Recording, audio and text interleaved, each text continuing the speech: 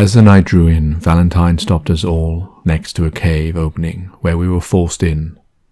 As time passed, I found myself by the entrance of this cave, looking down below at the city, charred and dead, where no man no longer belonged.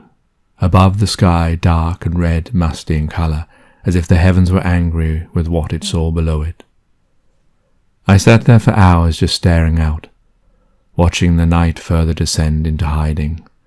A small breeze passed me as drizzle began to rain down upon the dead city. It pattered on the outside of the cave, but this rhythmic noise just set my brain into a daydream, as I recollected the last time that Jenny and I had spoken. It was the moment when we met the Overgates. I remember her face as it turned towards me and spoke, but the words I could no longer hear. Even her image was beginning to fade away from me, as even my memory robbed me of her existence, as Valentine had already done. I felt as if I had been robbed of time, for in that place of worship I also wanted to tell her how I felt, and now I was alone, and she was dead. How had this time taken place? It made no sense to me, as if the container where sand falls had been shaken violently, and more sand had fallen than would normally, and now I had to pick up the pieces of a time I wished I could turn back the hands of. I stared towards the dark red sky as the rain started to fall on my hand, but it was no rain from the sky above. It was dripping down from my cheek as my eyes cried tears of immense pain. I saw the ground beneath me open up, and I thought to jump. I recollected when she saved my life, the time when we spent together alone, all those quiet moments that I dreamed would blossom into a love of my own, that I would not find myself ever again alone at night, with no one to hold me tight. I felt the cold breeze of the wind as my heart chilled my very soul. I had been left with nothing. There was no one out there that would bring me warmth. I felt the pain well inside my body, the bones of my body aching, my eyes burning with salty tears as my veins pulsed with anger, and I let it out with a roar of pain that cut through the very quiet dark night. My lungs exhaled every effort that my body could muster. I put every single pain that I'd ever had into that scream that I had retained as long as I could. My face turned hot and red, but I continued until my voice gave way and I fell like a bag of bones to my knees. My scream rang out across the dead city, but it fell on deaf ears, for not even an echo was heard.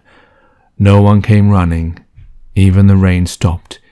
It didn't bore hard on the arid earth in sympathy with my pain cry. I was left alone, relieved of the pain until it welled up again and needed releasing. The loneliness I felt was indescribable, but worse still was the fact that there was no one to answer my pain. Why did it have to be this way? Why did it have to be me that is left with this sorrow that rots my inside out? My mind even now cannot make a reality out of the nightmare. Still fresh in my mind is Jenny's eyes as Valentine held the knife to her neck. How still she was. What must she have thought as she looked towards me? What was going on in her mind the moment when the slit was made in her throat? Her panicked eyes as death claimed another victim. How did this happen? How fragile is the moment, ever moving, ever changing, never constant? I sat there as night became day, my eyes red raw, as was my fragile heart that wondered how long it had to last, for this pain I felt had no ending. I sat there as night became day, my eyes red raw as my fragile heart that wondered how long it had to last, for this pain I felt had no ending. I wondered whether it would ever. How long would I grieve upon something that never was, the love that never was, for only I ever loved. Eventually the tears dried up, and there was no way for my heart to show its suffering that it felt. I was as I was, body and soul, but only from the outside. From within I was empty and lost, and the confusion was everlasting, trying to put the pieces of this puzzle back together again. But the pieces no longer fit, and the picture not the same anyway. Once before I had lost my wife to a tragedy, and my life, as it were, ended then, but now there was no life left for me to end. So what was to be my conclusion?